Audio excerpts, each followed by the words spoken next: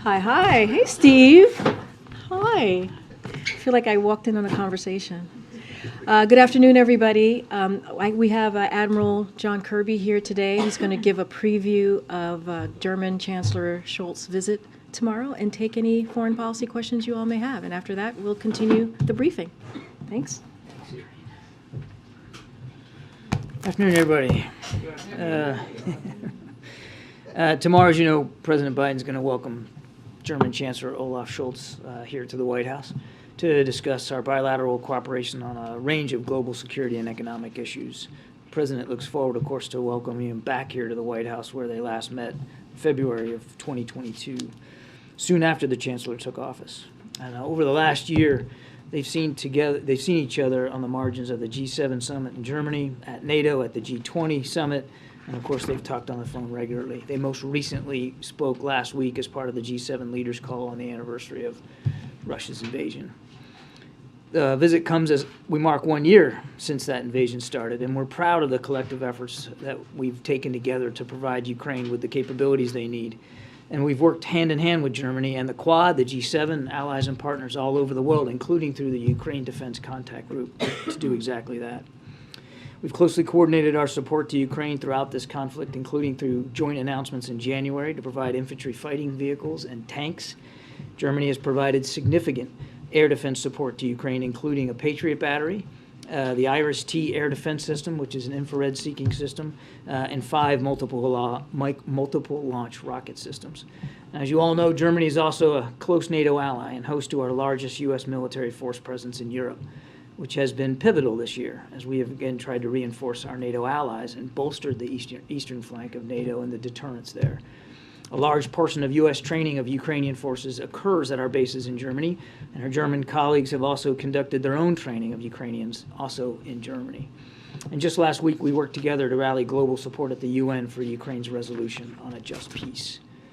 And we've also been supportive of the Chancellor's efforts to implement policy changes to respond to the changed security environment, including increasing Germany's defense spending and rapidly transitioning from Russian energy sources. I'm sure the leaders will discuss their recent engagements with Ukrainian officials, including the President's trip to Kyiv and meeting with President Zelensky, as well as Chancellor Scholz's meeting with President Zelensky in Paris last month. We anticipate that the two leaders will also exchange views on the upcoming NATO summit and other global issues like the challenges posed by the People's Republic of China. All in all, we expect that this will be a true working visit between these two leaders, and we're looking very much forward to getting some things done. We also announced early this afternoon that President Biden looks forward to welcoming next week President Ursula von der Leyen of the European Commission here to the White House on Friday, the 10th of March, another working visit. We expect their discussion to cover a range of international security challenges, of course, including support for Ukraine. They will also discuss U.S. and EU coordination to combat the climate crisis and clean tech, and take stock of the Joint Task Force on Europe's energy security that they both established a year ago. Just one quick follow-up here. I think you also saw that today the President released the administration's national cybersecurity strategy. This administration has taken an aggressive approach to strengthening our nation's cybersecurity since day one. And this strategy builds on the President's work over the last 2 years in that regard. The strategy released today will set forth a new vision for the future of cyberspace and the wider digital ecosystem. It will rebalance the responsibility for managing cyber risk onto those who are most able to bear it, including large enterprises and the federal government, and away from those who can and should not have to bear it, including local governments, tribal territories, small businesses, even individual citizens. The National Security Strategy, the Bipartisan Infrastructure Law, CHIPS and Science Act, the Inflation Reduction Act, and other major administration initiatives are moving the nation toward a more equitable economy, a clean energy transition, a stronger democracy, and a more competitive workforce. With the National Cybersecurity Strategy, we will protect all of these investments by increasing our collective security and systemic resilience. That strategy and the fact sheet are now available on whitehouse.gov, and hope you guys go take a look at it. John, with the Ukraine preparing for this offensive, are the two leaders going to discuss accelerating military assistance to Ukraine? I think without question, Steve, they're going to talk about the kinds of capabilities that Ukraine continues to need in the weeks and months ahead. you'll see us tomorrow, just unilaterally, the U.S. will have another round of assistance for Ukraine coming tomorrow. And it will include mostly ammunitions and munitions that the Ukrainians will need for the systems that they already have, like the HIMARS and the artillery. So I can't predict a specific outcome tomorrow. I wouldn't look for that, but certainly they will be discussing additional support for Ukraine going forward. We know that. Do you have a number for tomorrow's announcement? We'll just stay tuned, and we'll have more detail on that later. Yeah. Thanks. Just to follow on Steve a little bit, do you expect a discussion of or announcement of Germans moving tank shells or ammunition production to the United States? That's been kind of a issue that's floating out there because it's more difficult, I think, to produce in Europe because of regulatory and other issues, and so it might come here. We'll have a full readout of the meeting after it's over. Again, clearly they're going to talk about Ukraine and how we can all work together to help support them as quickly as we possibly can, with as much as we can, but I don't have anything specific on that proposal. Go ahead, Nadia. Thank you. Thanks, Karine. Hi, John. Iran is reported to be enriching uranium up to 84% of working grade level. What is your response to that? If there's any consequences for them, and how does it complicate any chances of going back to the JCPOA? And I have another question. I'm not in a position to confirm those reports. Clearly, one of the reasons why, when this administration took office, we wanted to get back in the Iran deal was because without the Iran deal in place, Iran was free to continue enrichment and free to further decrease the breakout time to weeks and months from what had been more than a couple years. That's why we wanted to get back in the Iran deal. The Iran deal right now is still not a focus of the agenda, as Iran continues to supply military equipment and capabilities to Russia so that they can continue to kill Ukrainians, as they continue to crack down on protesters in their own country, and as they continue to support terrorists throughout the Middle East and Levant. So it's just not a focus for the administration right now. After the Israeli settlers attacked the village of Hawara in the West Bank next to Nablus, the Israeli finance minister has called for the wipe out of this village. Is this a language that's acceptable from one of your closest allies? No, it's not. And we've already talked about that. We've spoken to that. That's not acceptable language. And we continue, as always, to urge both sides to take no steps, and certainly not to participate in rhetoric that are only going to escalate the tensions. On the Blinken-Lavrov meeting, this was obviously the first time that they've spoken face-to-face since Russia invaded. Why did the U.S. feel now was the right time to have this conversation? And also, the Russians say that it was at Blinken's request. Is that correct? It was a pull-aside. They were in the same room at the G20 in New Delhi.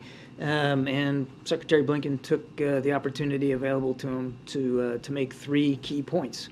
One, we don't want Russia to suspend their participation in New START because that treaty makes both our countries safer. Two, we want Paul Whelan back. We got a proposal on the table. They ought to take it. And three, we're going to continue to support Ukraine.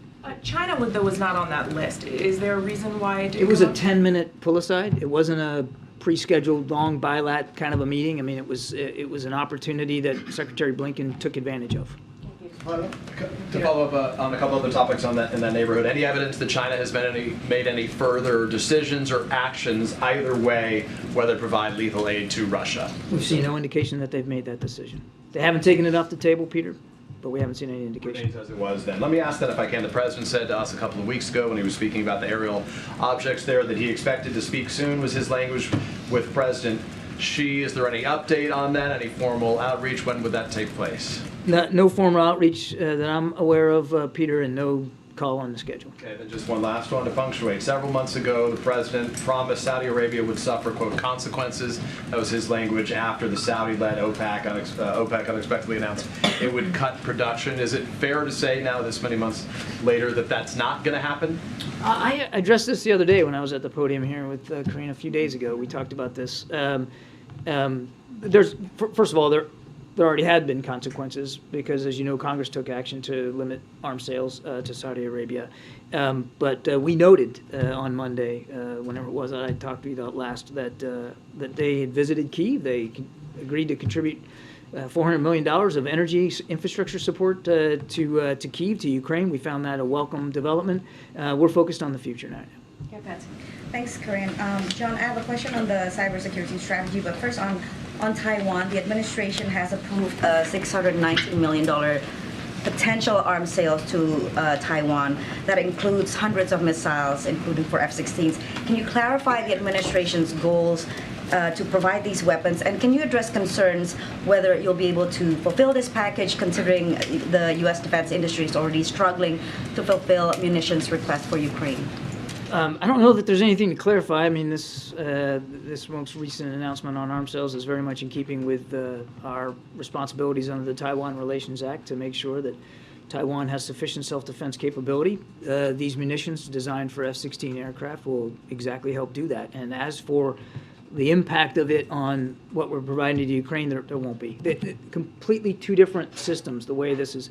I mean, arms sales is a whole different process and methodology than what we're doing for Ukraine, which is largely through presidential drawdown authority, where you're basically taking stuff that are already on your shelves and providing it to Ukraine directly. So it's a completely different process, different system altogether. So is it the same? Is it the same kind of munitions, but just provided by different factories? I'm sorry, I don't understand. The types of, I don't want to get into too much detail here from the podium, but the types of munitions are the kinds of munitions that will allow Taiwan to continue to modernize their fleet of F-16s. So it's largely designed for F-16 delivery. Okay, and on cybersecurity, would the new cybersecurity strategy allow the administration to authorize U.S. agencies to implement hackback operations to networks of criminals or foreign governments to preempt attacks on U.S. networks? I don't think we're going to get into the tactics here from the podium on something like cybersecurity. I mean, I'd encourage you to take a look at the strategy. It's pretty fulsome. It covers a wide range of issues,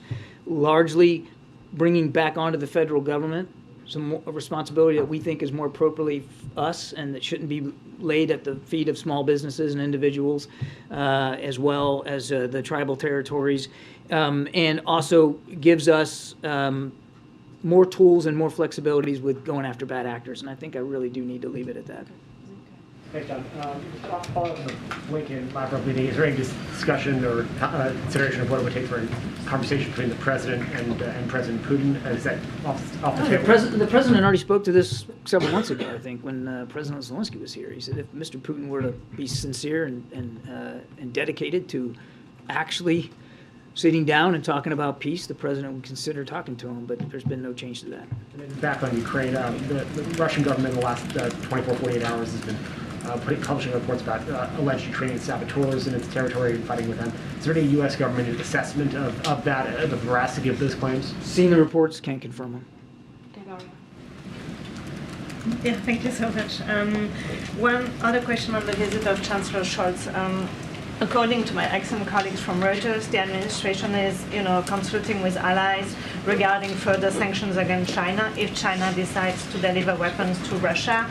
And Germany comes to mind, given their very close, business relationship with China. So, do you expect that to be a topic and maybe a difficult topic in the conversation tomorrow?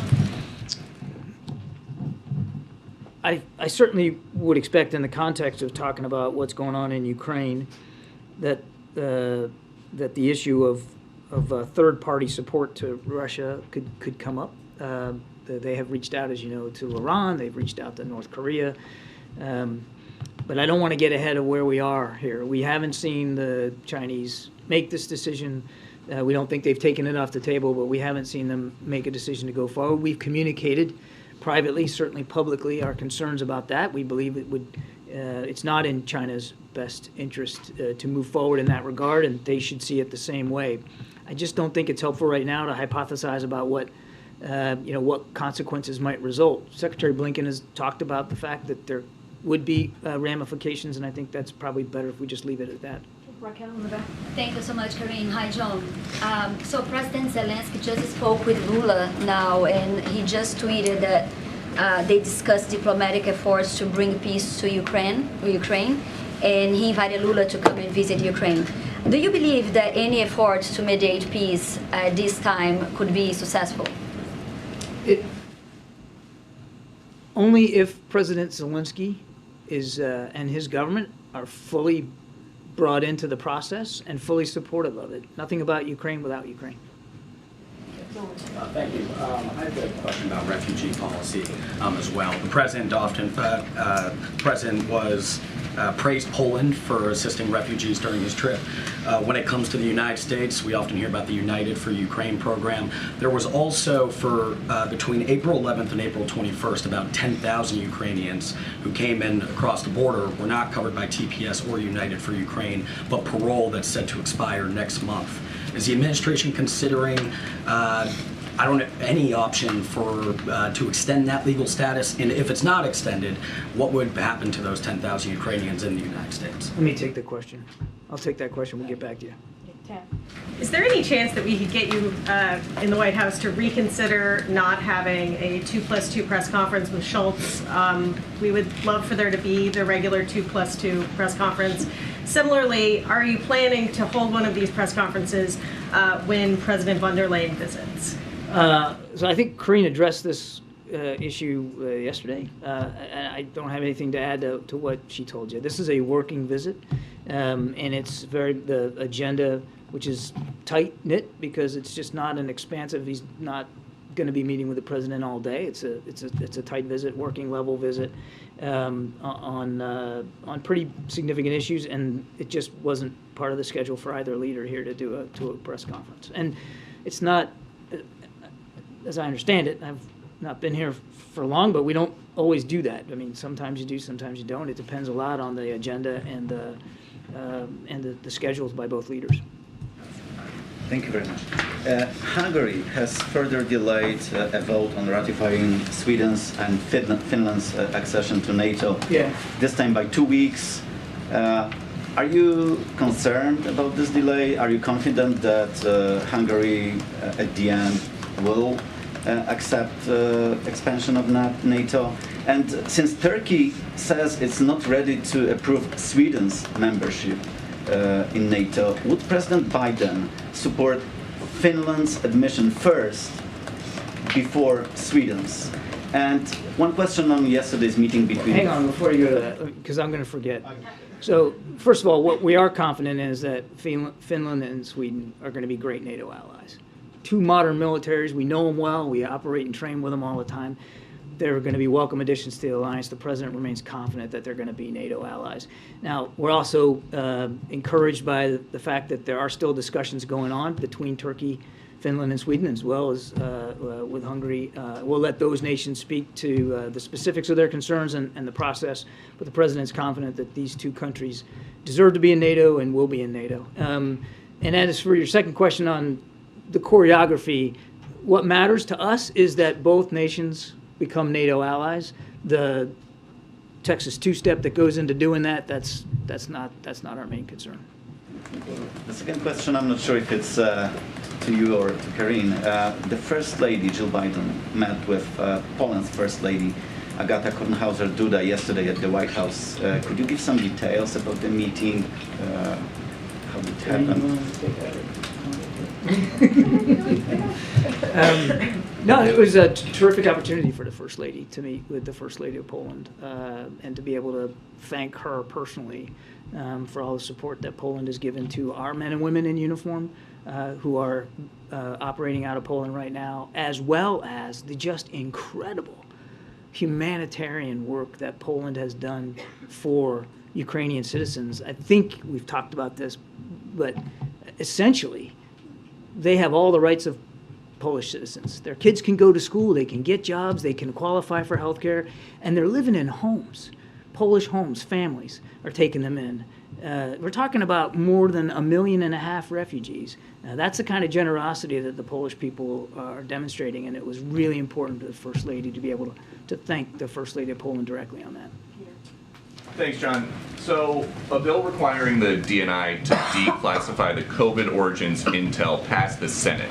If it passes the House, too, would President Biden sign it? I won't get ahead of the president's decision-making, Peter, but look, a couple of things to keep in mind. Right after taking office, the president declassified and made public the DNI's initial findings here about the source of COVID. So he already very swiftly and unilaterally put information out there. That's one. Two, The intelligence community continues to assess the origins of COVID. I know I've seen press reporting about some preliminary findings of a classified nature, but there's still no consensus.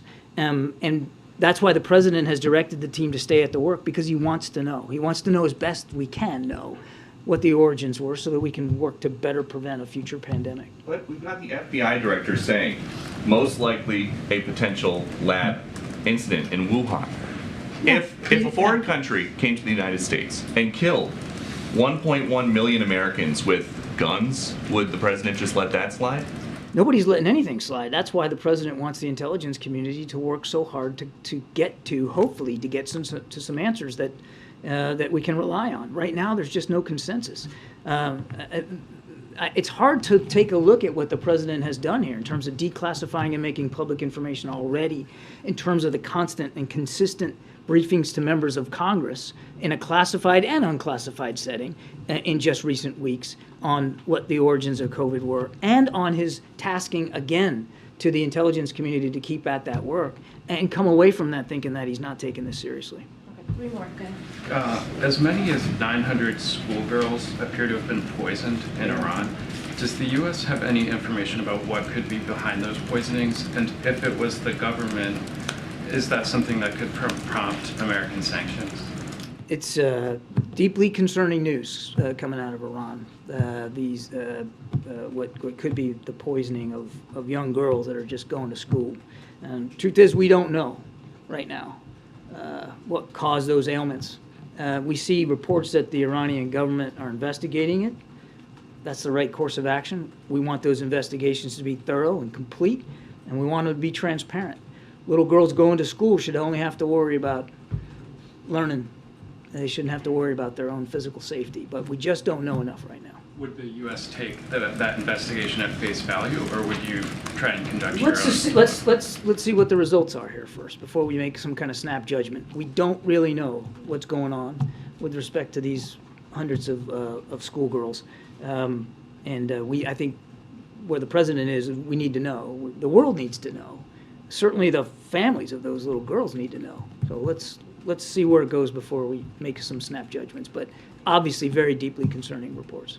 On Paul Whelan, was there any progress made in the conversation between Lavrov and Secretary Blinken that they signaled any willingness to release him? It was a short conversation where the Secretary had an opportunity to remind Minister Lavrov, we want Mr. Whelan back, he belongs with his family, and that there is a proposal on the table, we want the Russians to take it. I really, for reasons I'm sure you can understand, I don't want to get into what the back and forth was on that, or detail the conversations that we're still trying to have with the Russians about getting Mr. Whelan back. Just briefly on Ukraine aid, should we expect anything on that in the budget next week, or will that just be top lines on defense? I'm not going to get ahead of the president's budget announcement. Thank you, John. China and Belarus conducted high-level talks yesterday and expanded their defense partnership. Is the White House concerned that China may channel weapons to Russia via Belarus? Again, we have not seen the Chinese make a decision with respect to providing lethal weaponry. We don't believe they've taken it off the table, but we don't believe they've made a decision to do that. So I really don't think it's helpful to get ahead of where we are here in this process. We've communicated that the Chinese are concerned about this. It's really not in their best interest, and they should believe the same thing. So let's just not get ahead of where we are. Thank you very much. Thank you, Karine. Thank you, John. I have two questions. What is the President Biden's reactions about North Korea's recently Hwasong-15 ICBM launching and large rocket launchers? Do you have any comment on that? We have reacted in real time to each and every one, Janie. I think you know that. And in response to the most recent ones, we conducted some exercises with our OK allies. We're continuing to stay vigilant on and around the peninsula. And of course, we've publicly condemned these launches, as had our UN colleagues. And Ukraine requested arms aid from South Korea. Does the United States want South Korea to provide weapons other than ammunition to Ukraine? We want all nations to support Ukraine to the best that they can. And and we don't want any nation to help Russia kill more Ukrainians. But it's a sovereign decision. Each nation has to. I'm sorry. No, it's okay. I'm- I'm waiting. I'm like. No. You got it. Now you made. I forgot my train of thought. These are sovereign decisions, and we want every nation to act in accordance with what they believe they can handle from their own national security perspective. The South Koreans have already been very helpful. They've been attending these Ukraine conduct defense groups, and we appreciate that. And we're very grateful for that. So no, I haven't got much rhythm today. John, given what you were saying earlier, that the administration doesn't think China's taken off the table sending weapons to Russia, but you haven't seen any movement towards doing that, how serious then do you think China is about sending weapons to Russia? Difficult to know, Carol. We actually don't know the answer to that question. Certainly, we were concerned enough to bring it up privately with our Chinese counterparts and publicly with all of you, and the vice president speaking to it in Munich. We took that seriously, but what their next step is and what's going to affect that, really, that's a question only they can answer. The president's strong belief, and he said this himself, is that this is not a move that would be in the best interest of the Chinese and their standing in the international community, which we know, they highly prize. More critically, we don't believe that they should see it as being in their best interest. But it sounds like, from what you're saying, that you don't want to lean into the idea of threatening sanctions. Is that because you don't think that they will ultimately move in that direction? I'm just trying to get a sense of why seems to be a little bit of a hesitancy to talk in detail about how the U.S. could sanction China. Secretary Blinken has been clear that there will be consequences, and he mentioned that sanctions could be one of those consequences. So, I mean, we've laid out that that there are tools available to not only the United States but to our allies and partners should China move in that direction. But ultimately, it's their choice to make, and we really strongly urge them to make the right choice here. Okay. Thanks, everybody. Thanks, Admiral. Thank you, Ms. Thank you. Okay, I have one thing at the top, and then we'll get going. I just wanted to follow up on yesterday's good news from Eli Lilly, heeding the president's call for companies to lower their prices and cap their insulin costs at $35. Data today shows that Americans in all 50 states, especially in communities of color, will benefit from the president's cost-cutting actions. Through the Inflation Reduction Act, close to 4 million seniors on Medicare with diabetes are protected. Seniors started to see their insulin costs capped at $35 per month this past January, saving some seniors hundreds of dollars for a monthly supply this past January, combined with Eli Lilly's announcement, which is the largest insulin manufacturer. We're making serious progress to cut insulin costs for approximately 26 million Americans living with diabetes. The data today shows that these cost-living measures will also disproportionately impact communities of color, as Black, Hispanic, and American Indian, Alaska Native adults have higher rates of diabetes in the United States than white Americans. And of course, this also builds on the tireless work the president has done to lower healthcare costs for Americans, and call that was heeded in North Carolina, where they announced an agreement to expand Medicaid today. The president has been calling for all remaining states to expand Medicaid programs, and today North Carolina became the 40th state to answer that call. Expanding Medicaid improves quality of life for Americans, and we thank Governor Cooper and bipartisan work in North Carolina legislature to expand access to quality health care. We are excited to see the state move quickly to get 500,000 North Carolinians covered, which is incredibly important. Zeke, before I go to you, I forgot to tell Peter to welcome back and congratulations on being a dad. And how's baby Karine doing? I Uh, had like this delayed reaction. I do have a lot of hard questions for her when I get home. Oh. Are they hard, or are they seriously hard, or? You tell me. I don't want to say the next word that I want to say to that. Okay. Thank you. Zeke, the floor is yours. Thanks, Karine. Welcome back, Peter. The President just tweeted a couple, maybe 2 minutes ago regarding the D.C. home rule, saying he would sign the resolutions that should they pass the Senate to overturn the changes to D.C.'s criminal code. The President's spoken a bit about his support for D.C. State in the past, but why does he believe that he should step in where the residents of D.C.'s elected representatives, pass these changes?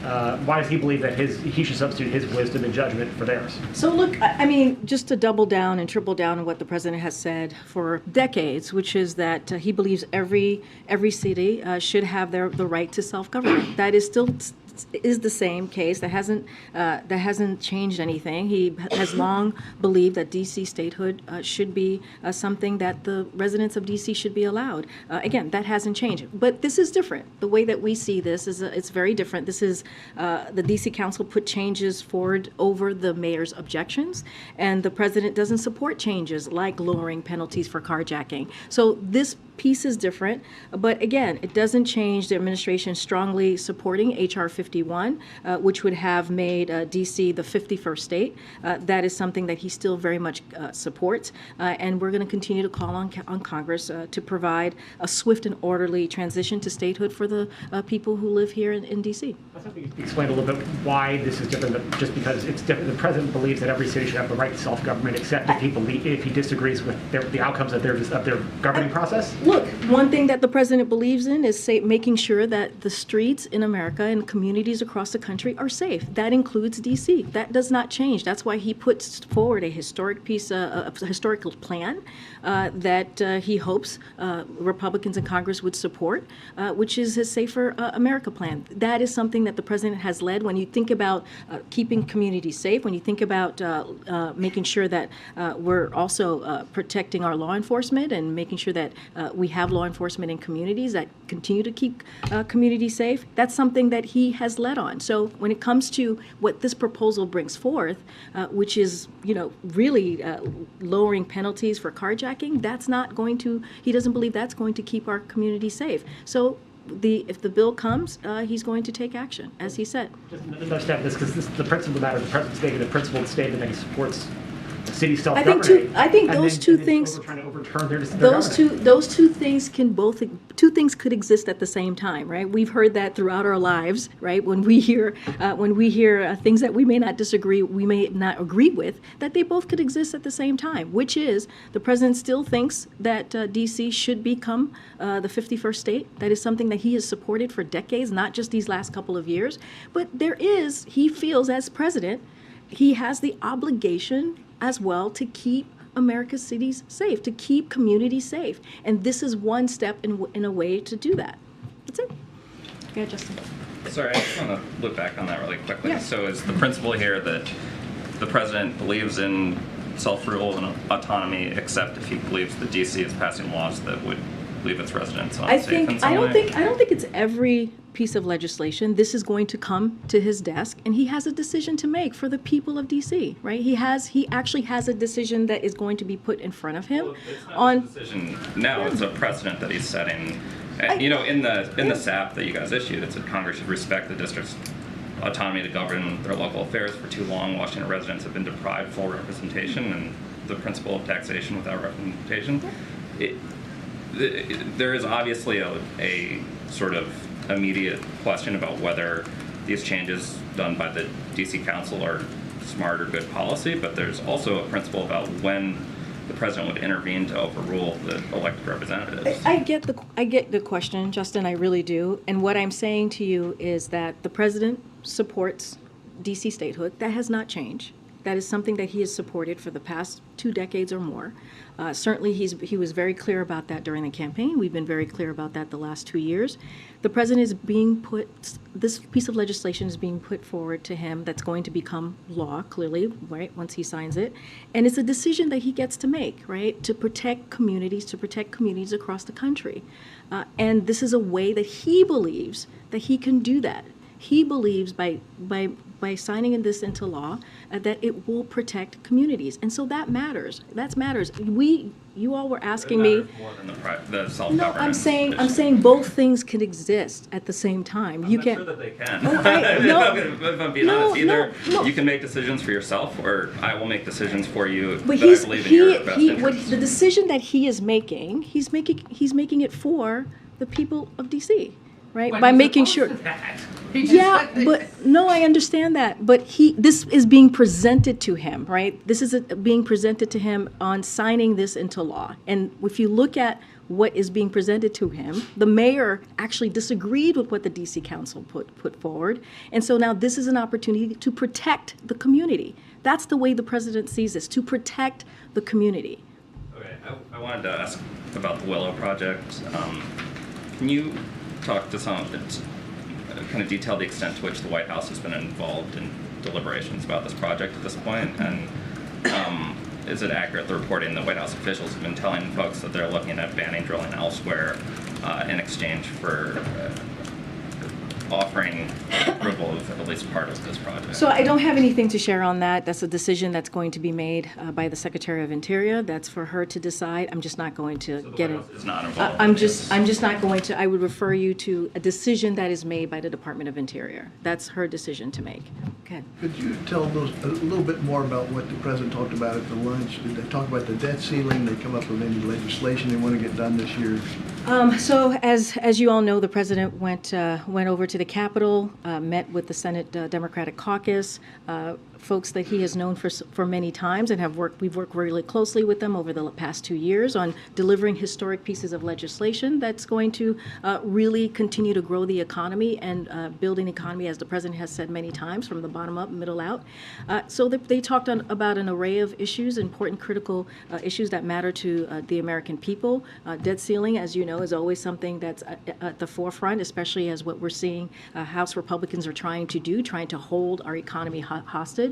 And we've been very clear, we're not going to negotiate on the debt ceiling because this is something that is a constitutional duty that Congress has, and they need to move forward and lift the debt ceiling. That is something that is not negotiable, and we've been very clear about that. The president next week is going to put forward his budget on March 9th. He's going to lay out how he sees his responsibility to be fiscally responsible, if you will, and we'll see that from the president. Now, the president has also said if there is a real conversation that congressional members want to have about how we continue to lower the deficit, that's something that he's willing to do, which he has actually done over the past 2 years, $1.7 trillion. You heard him say during the State of the Union that his plan is going to who's going to lower the deficit by another $2 trillion. So I'll leave it there as to what has been clearly important to the American people and what has been discussed. Go ahead. Yeah, just back to the crime bill. If the president was planning to sign it, why did the administration put out that statement saying that it opposed it? So, look, I want to be very clear about this, and I think I have. Look, the president does not support the DC Council, the changes that they put forward over the mayor's objections. And those changes, like lowering penalties for carjackings, he thought was unacceptable. And so he wanted to make sure that, again, we're keeping communities safe. And this is, he believes, the DC community deserves that. They deserve to feel like as if they are going to be safe. And we've talked about, just last week, we talked about how the president inherited increase in crime when he walked into this administration. And this is a president who has led on that, who has led on making sure that we keep that we put forward public safety and law enforcement policies to make sure that we keep our community safe. And so he's done that through the American Rescue Plan, and he did that with his Safer American Plan. Again, Republicans have refused to fund this plan. And so he's going to continue to make sure that he puts Americans first, and that's how he's seeing this particular piece of legislation that's going to come before him. And can I ask about a moment in the president's speech last night in Baltimore? He was talking about Marjorie Taylor Greene, and he mentioned a mother that had lost 2 of her sons to fentanyl. He said the interesting thing is that the fentanyl they took came during the last administration, and then he seemed to laugh. the mother's demanding an apology, and I'm wondering if he regretted how that came out. So, I want to be very careful here because this involves a mom, as you just stated, who lost 2 sons. And when it comes to this president, I believe the American people knows who he is fundamentally because he's been around for some time, and they have watched him go through grief. They have watched him deal with really personal loss. And so this is a president that understands that. He expressed sympathy for her last night, and his heart goes out to any person who has to go through that type of trauma, that type of hurt. I will say his words are being mischaracterized by someone who is regularly discredited for things that she says that are really conspiracy theories, and those lies are being parroted by a certain network, I'll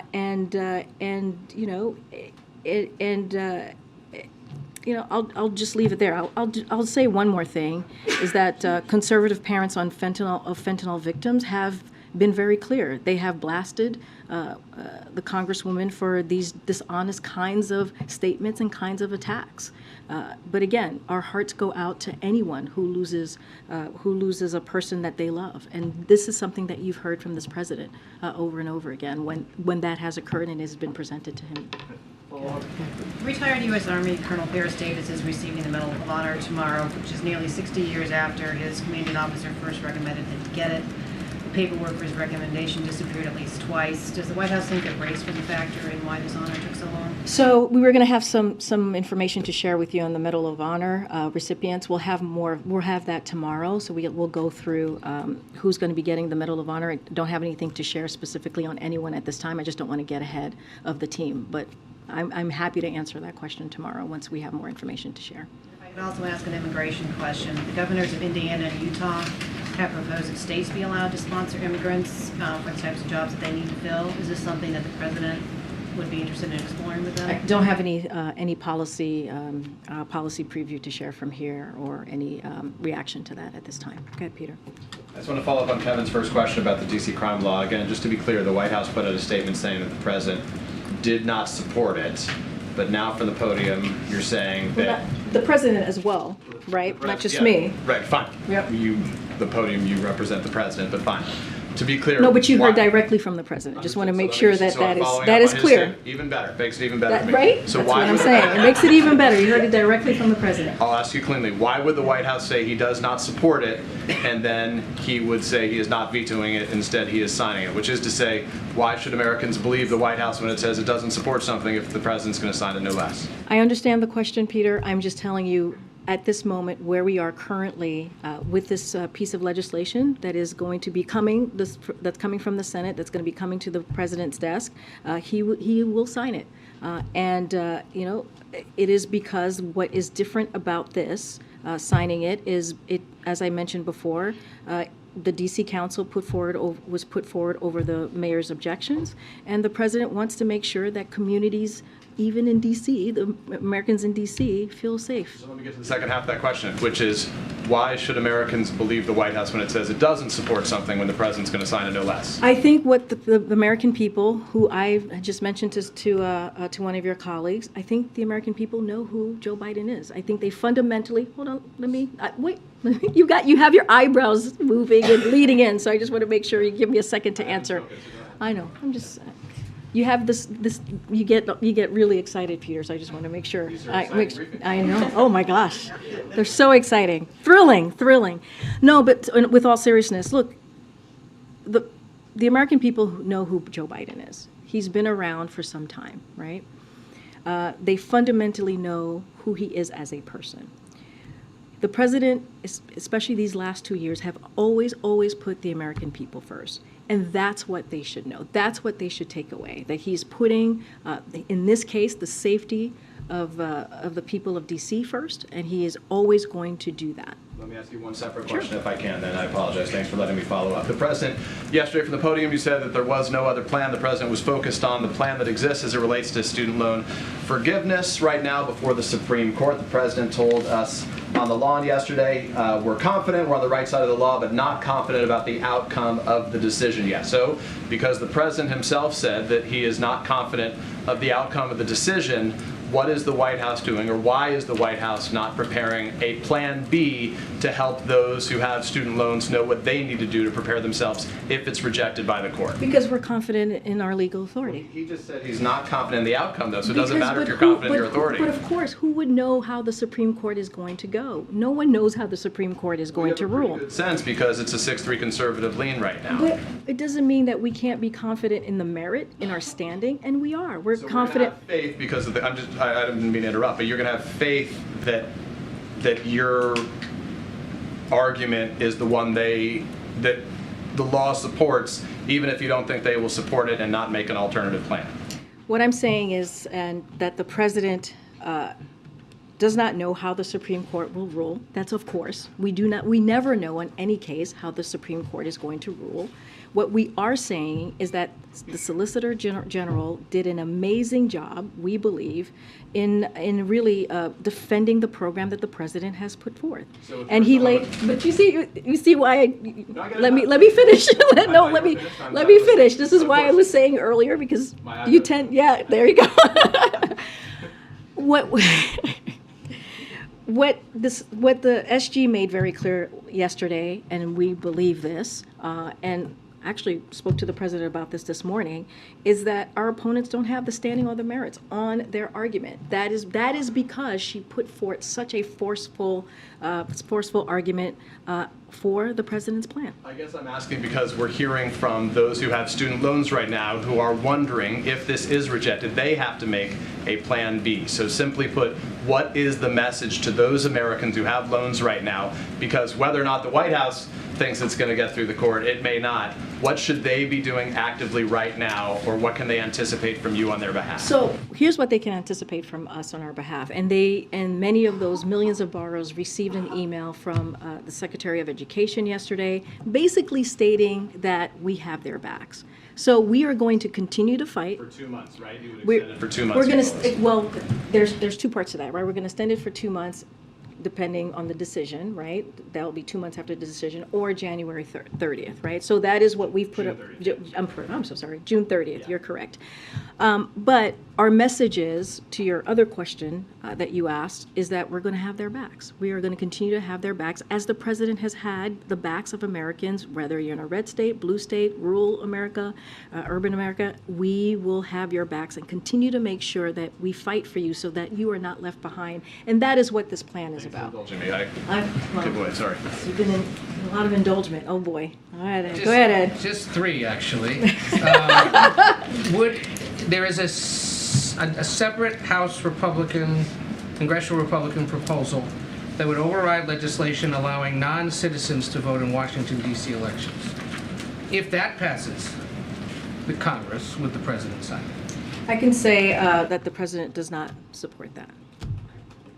The reversal here comes in the wake of a handful of senators facing re-election in 2024 saying that they were seriously considering supporting this legislation or had planned to vote for it. Joe Manchin, John Tester, Bob Casey, Angus King.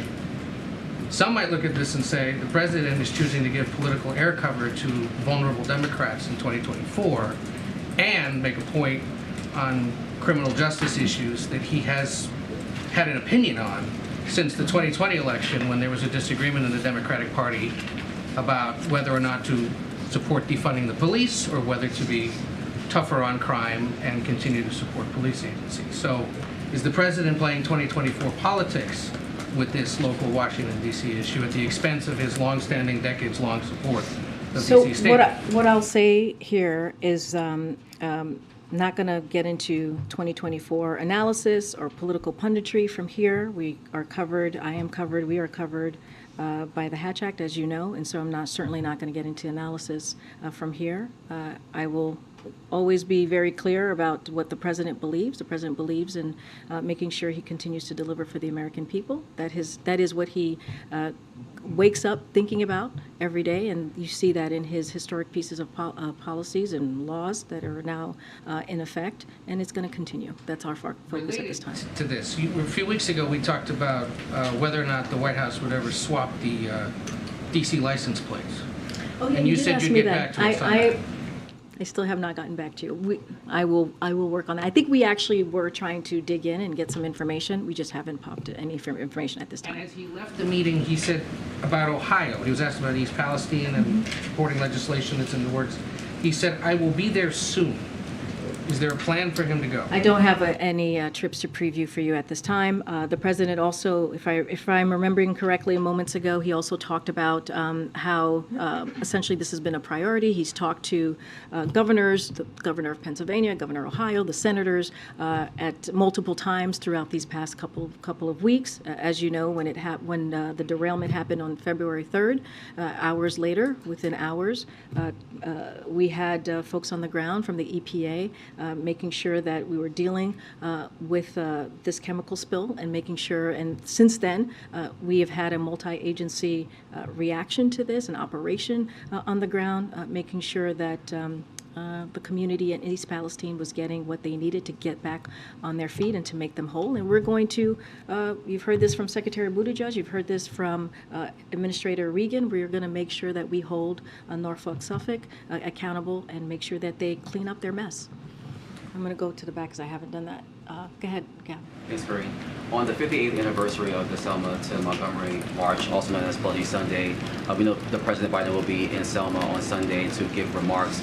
Last year, Vice President Harris gave remarks and traveled.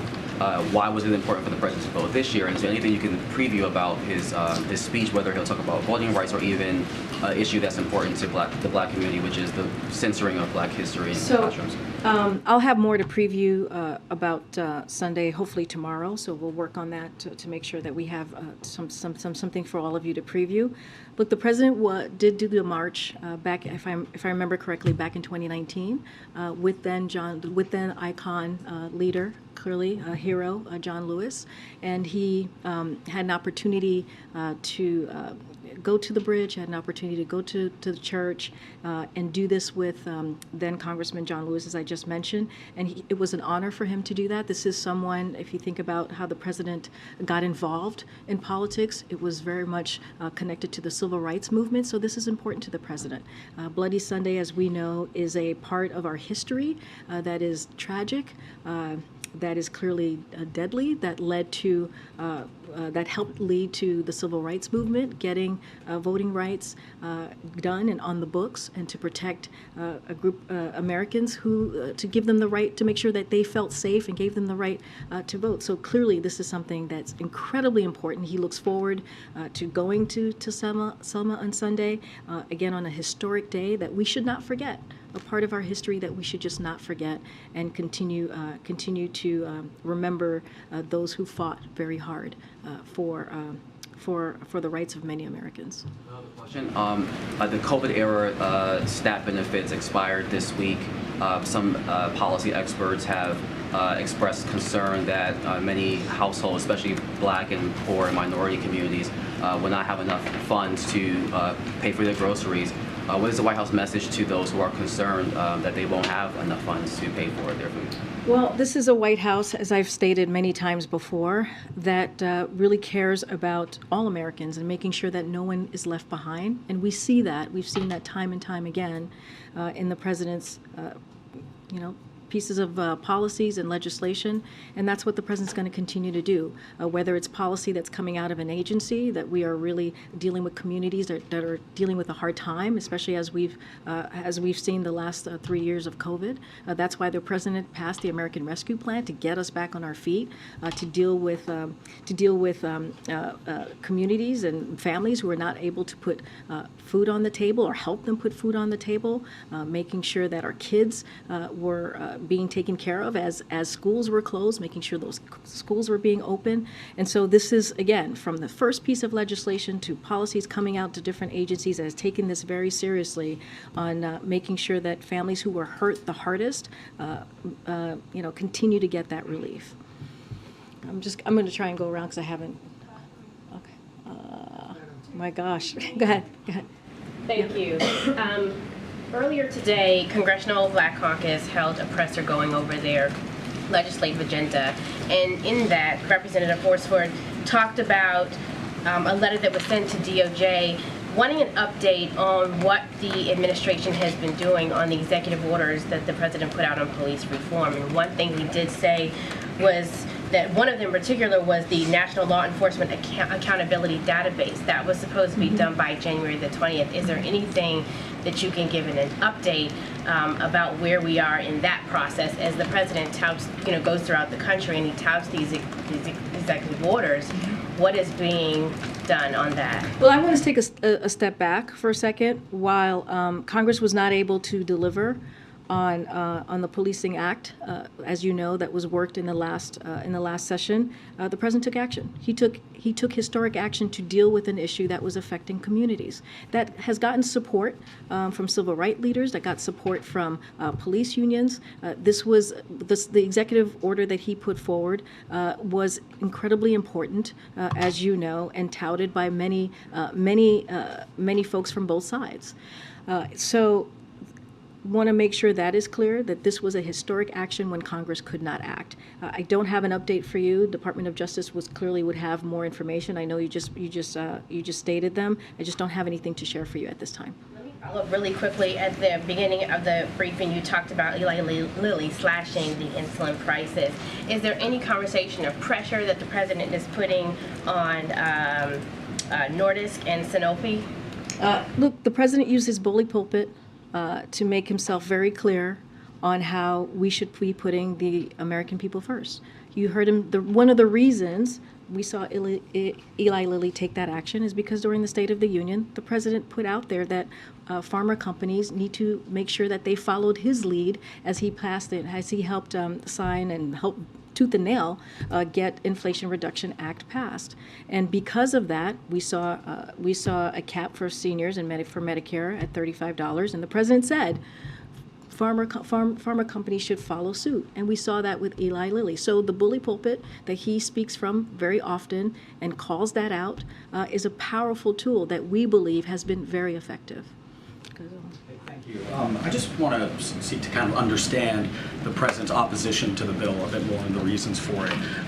One, is it just the lowering penalties for carjackings, or are there other aspects that he disagrees with?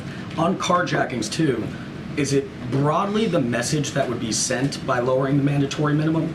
I'm looking at the bill, and basically right now the minimum sentence is 7 years with a maximum of 21, and the revisions would be 4 to 18.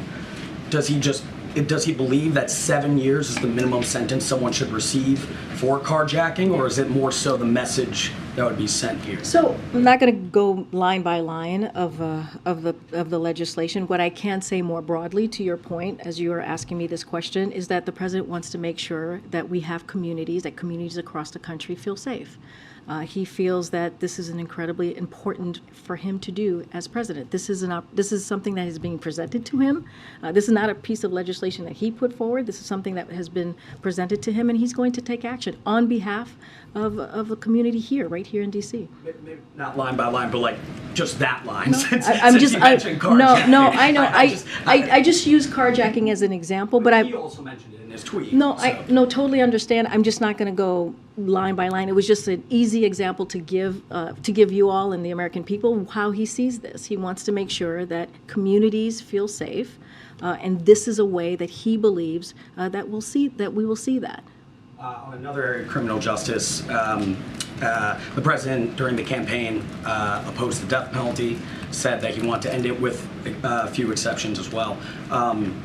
The number of people in death penalty has steadily gone up over the past couple years, including President Biden's time in office. Does he still support ending the death penalty, and also just where does the administration go now to actually ensure that happens? As a follow to that, just also, what do you attribute the rise in people that have been, I said the death penalty. I am talking about solitary confinement, excuse me. The number of people in solitary confinement has gone up in recent years while President Biden has been in office. He opposed solitary confinement during the campaign.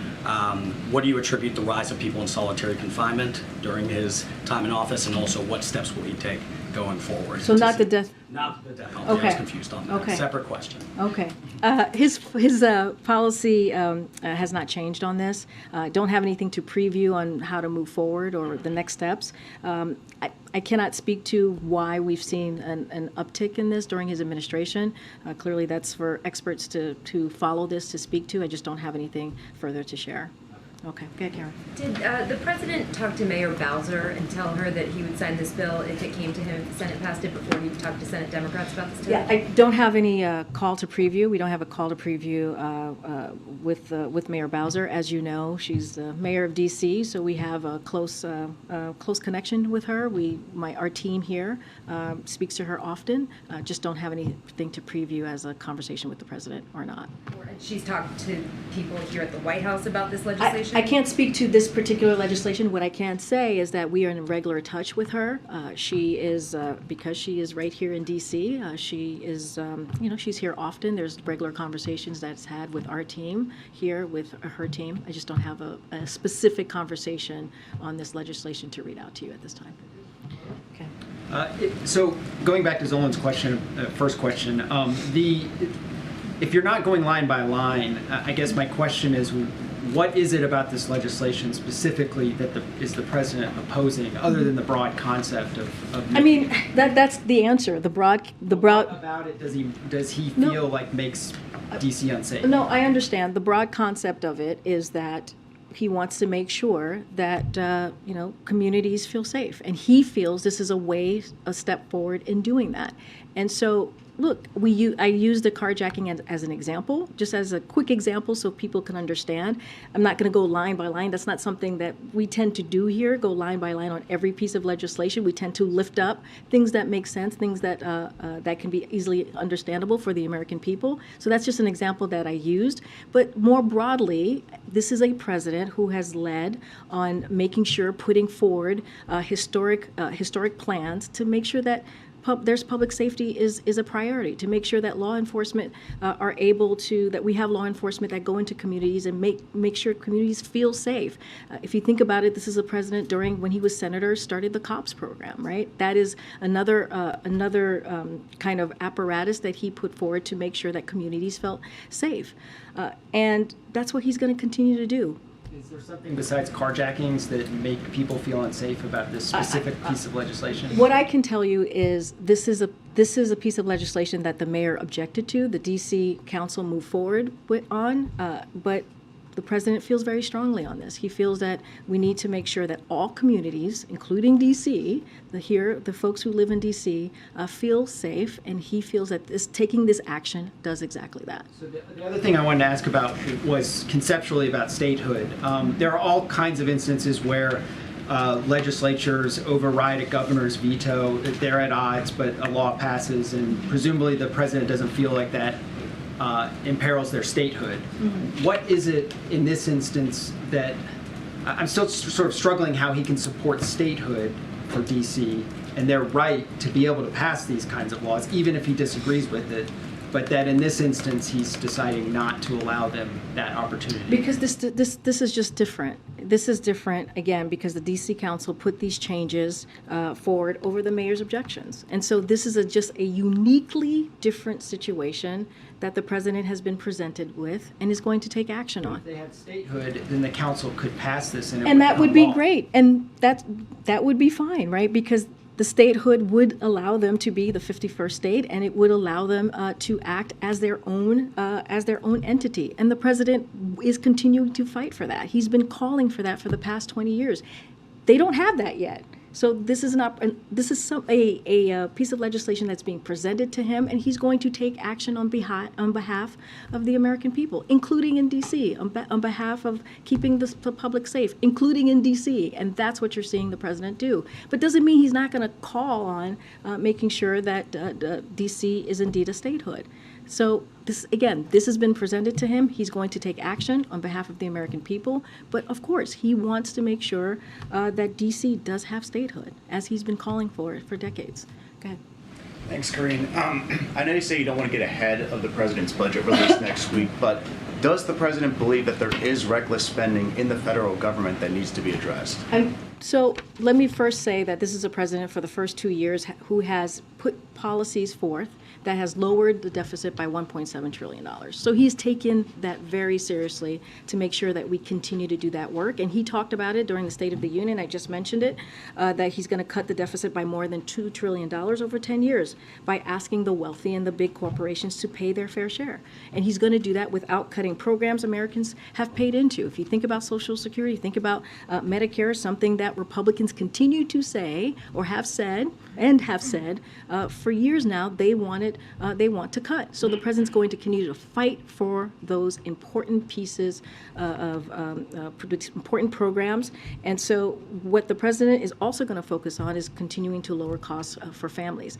That's what he's going to do. I'm not going to get ahead of his budget. It's going to come out a week from today, and you all will get to see it. We're going to continue to ask Republicans to do the same, to put forth a budget, put forth a budget that's fiscally responsible, and that lays out for the American people a transparent budget so we can see what is it that they're calling on, what is it that they're calling for in their budget. Real quick, some fact checkers believe that $1.7 trillion was because the COVID relief funds ran out. Does the White House have a response to that? What we know and what we have seen from the data is because of this president, because of the plans that he has put forward, $1.7 trillion. That's what we've seen in the last 2 years. That's how the deficit has decreased, and that's important. Again, the president is committed for the next 10 years to bring down the deficit by $2 trillion. And so that is the commitment that this president's going to have. On student loan forgiveness, you mentioned to Peter that your message to borrowers right now would be that you have their back. But if you're one of 40 million Americans whose now financial fate is up in the air, essentially, don't they deserve to know if having their back means that there's an actual backup plan in the works? Or if it's simply that you feel that the way that you've gone about this now is your best shot at this, do they deserve to know that too? What I can tell you is, yes, we have their backs. That's why the secretary, on the same day of the arguments, made sure that we sent out an email to millions of borrowers to let them know that. We will have their backs, and the president will continue to do so. We are, again, confident in our legal authority, as the president said yesterday, as I said yesterday as well, as I'm saying to all of you, in our legal argument here. We think the SG, she did a fantastic job defending the president's program, the president's plan. And so, again, we're going to see how this plays out. We're certainly not going to get ahead of the Supreme Court and what they decide. But again, we feel that they do not have, the other side do not have the merit to really a merit to stand forth with their argument. They truly don't. And so we're going to continue to make a forceful defense for the president's program. It is unfortunate that folks on the other side, you have elected officials who do not want to protect or give a little bit of a breathing room to those 40 million Americans that will get that. Let's not forget, 90% of folks that's going to be able to participate in the president's plan are making less than $75,000. It sounds like Plan B is Plan A, right? And so I guess to just be really practical about it, do borrowers need to be making other plans? That is not for me to speak to. What I can tell you what we're going to do. What we're going to do is we're going to continue to defend the president's plan. We believe we have the legal authority to be successful here. The Solicitor General proved that, showed that yesterday. That's what we believe. And our plan is a good plan. It's a very good plan that's going to give relief, again, to working families, to middle-class Americans. And so that's what we're going to continue to fight for. And not to beat a dead horse on the D.C. crime bill, but I think there just still is some confusion here because given the difference between the SAP that came out earlier last month and the announcement today, what led to this change of heart? Because it does seem there was a change of heart. Look, what I can tell you is what the president said himself, and just repeat that, which is he believes in every city has the right to self-government. That never changes. He's been saying that for some time. And if the Senate sends the bill, this particular bill, to his desk, he will sign it. And he said that today. I'm repeating it from the podium. And he believes, this is a way for him to keep the community safe in D.C. and the people of D.C. safe, the residents of D.C. Safe and protected. So that is why he's moving forward in this way. Changed in his mindset between February 6th and today. I'm just laying out where the president is today, as this is coming. This is going to be coming before him, and he's going to sign it. All right. Thanks, everybody.